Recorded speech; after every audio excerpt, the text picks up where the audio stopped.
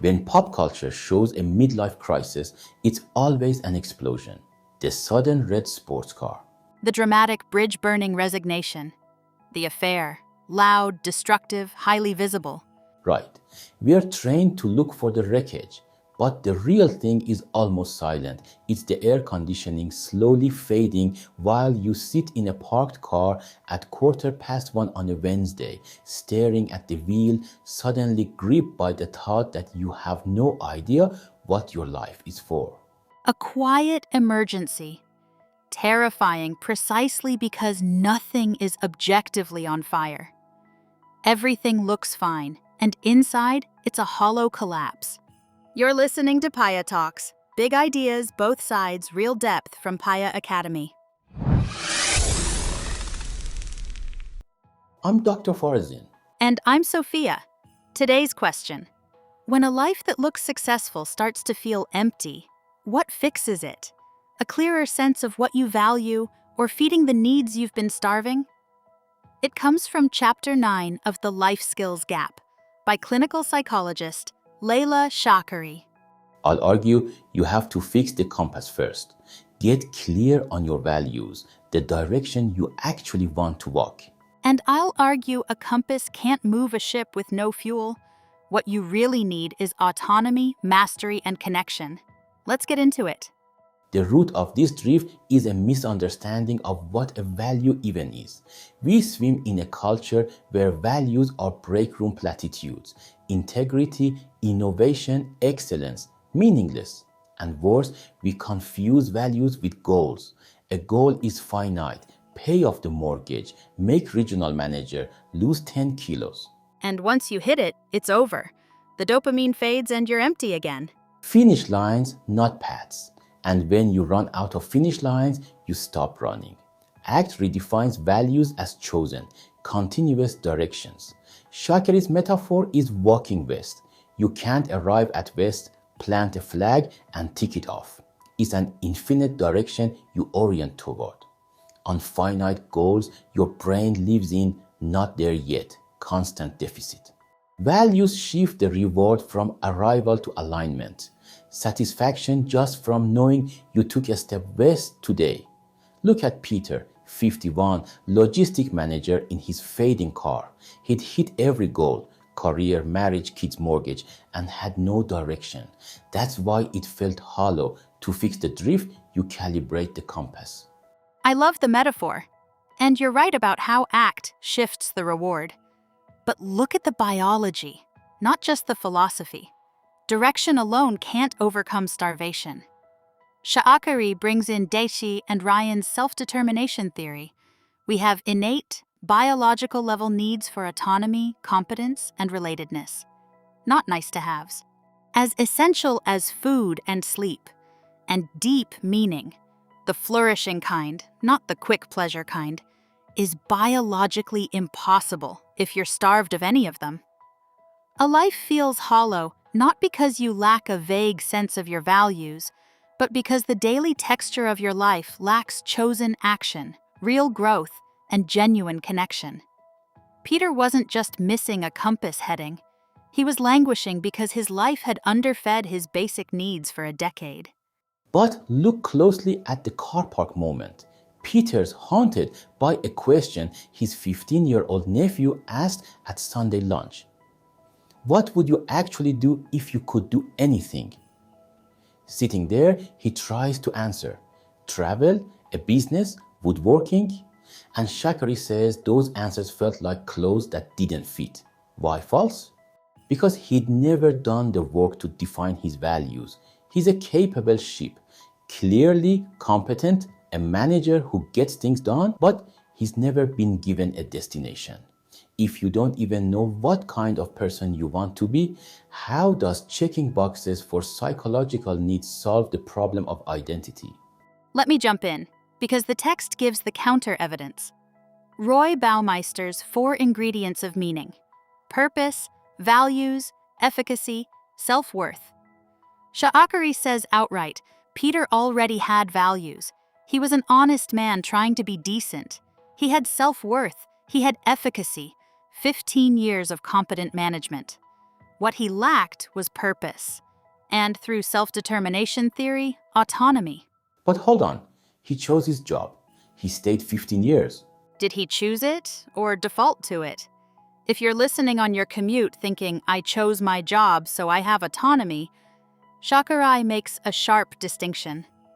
Peter's job had not been chosen so much as accepted, slowly, year after year, as the default. That's a massive failure of real autonomy. And efficacy without purpose is exactly why so many high-performing managers are quietly depressed. They're excellent at things that don't matter to them. His competence had become a ceiling. He was maintaining, not growing. The woodworking fantasies felt like ill-fitting clothes because they didn't map onto his genuine need for competence and purpose. You say a ship without a destination. I say an engine idling in neutral for 15 years. But if Peter realizes the engine's idling, how does he know what fuel to use? Autonomy without values is just random motion. That's why Shakri's values clarity exercise matters, and the powers in the uncomfortable inner work of steps 1 and 2. Step 1. The imagined eulogy. 4 people, a family member, a friend, a colleague, a mentee, speak at your funeral, and you focus not on your achievements, but on what you were as a presence in their lives. Step 2. 10 years backward. Look honestly at where you moved toward those values and where you drifted. Neurologically, it bypasses the default mode autopilot that just recites culturally approved goals. It strips away the job title and forces Peter to realize he wanted his mentee to say, "He believed in me before I believed in myself."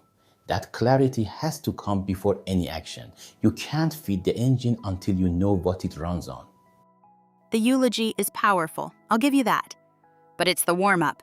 The real transformation is step 3, a single adjustment over 90 days. Because look at how the chapter actually resolves Peter's story. His meaning wasn't restored by a tearful epiphany about his funeral.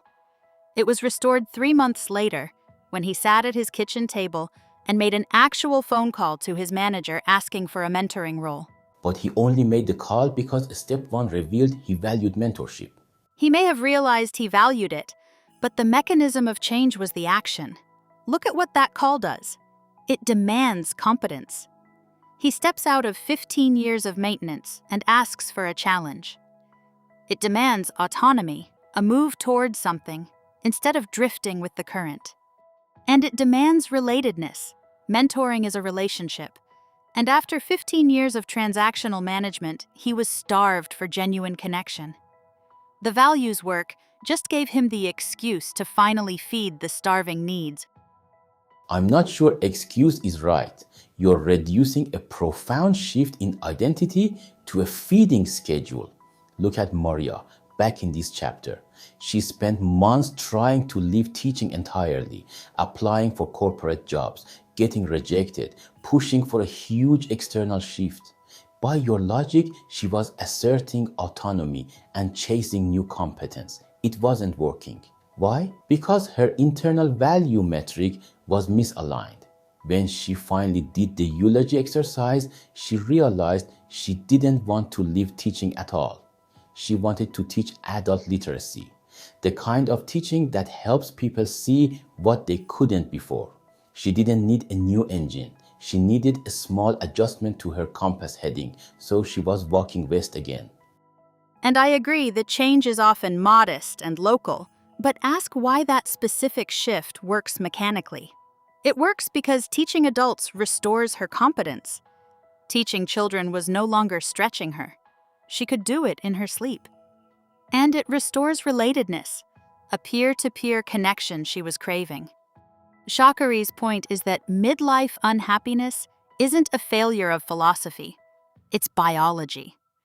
Picture a houseplant in a dark closet. It wilts, not because it lost its values compass, but because it lacks light. Humans wilt without autonomy, competence, and relatedness. Maria moved back into the sunlight of competence. I love the plant, but it proves my point. A plant can't uproot itself and move to a sunnier window. A human can, but only if they know what sunlight looks like to them. That's the values piece. Peter in his car is asking, what is my one life for? The plant can't ask that. Pull a lever marked autonomy and you strip away the existential weight. The eulogy exercise lands because it makes us confront our mortality. You can't solve an existential crisis with pure mechanics. You need to know what you stand for. I don't deny the weight, but your approach risks trapping people in their own heads. You can sit in a parked car for years, paralyzed by what is my one life for? Sha'Carri warns against exactly that. She says the grand answers are usually borrowed, and the real ones are almost embarrassingly plain. I want to have been kind. I want to have been the parent who paid attention. And how do you enact being kind? Through behavior. Self-determination theory gives you a daily diagnostic instead of a mountaintop. Am I choosing my major activities? Am I getting regular experiences of growth? Am I in real connection? If any answer is no, you know exactly where the work is. But the sequence still matters. You can't pursue competence in a domain you don't value.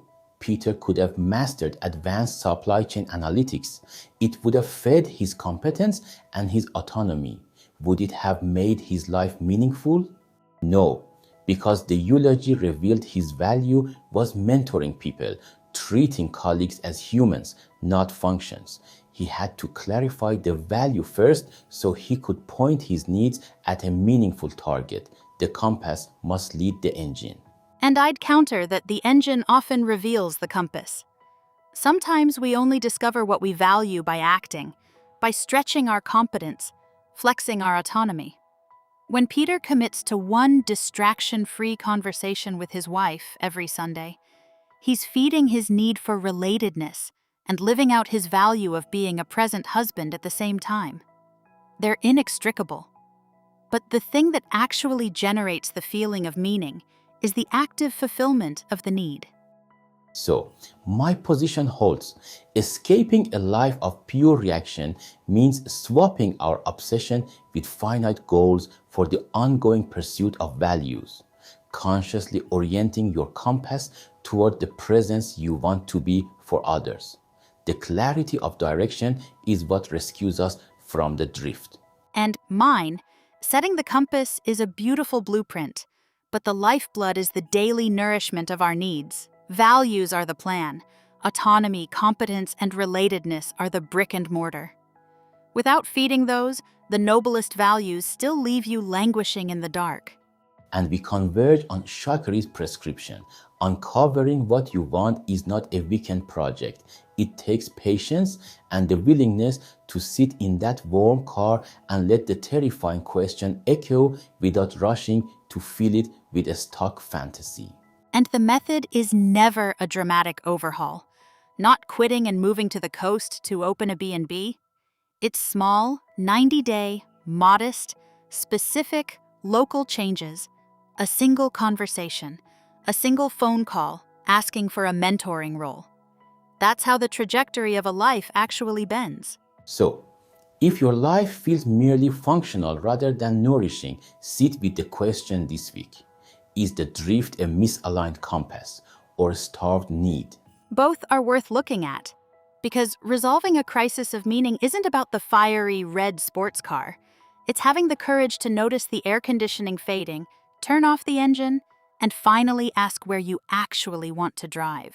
If you want to sit with this properly, it's Chapter 9 of The Life Skills Gap by Layla Sha'Carri, with more on finding what you actually want over at Paya Academy.